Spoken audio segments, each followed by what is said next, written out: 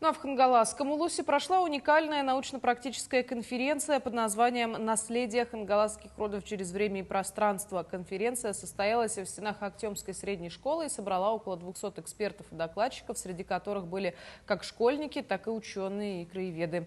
Работа проходила в рамках 6 секций. Например, первая секция была посвящена теме «Хангаласский улус в древности и до присоединения к российскому государству». Еще одна секция охватывала вопросы генеалогии и топонимики улуса.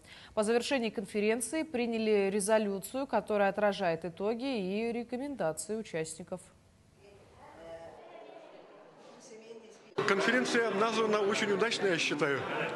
Дело в том, что Хангаласский улус он был крупнейшим улусом еще, скажем, в 17 веке у нас появляются первые источники письменные, и на тот момент он входил в число 6 самых крупных якутских улусов. И лидеры этого улуса во главе с Тыгыном, его братьями, они как раз сыграли очень большую роль в событиях. И в последующем, в 17-18 веке, происходит такая колонизация, миграция хангаласских родов в другие районы Якутии. И не случайно сегодня у нас среди гостей присутствуют представители разных улусов, в которых, как они считают, присутствуют потомки этих переселенцев, которые когда-то в незапамятные времена обосновались в других улусах.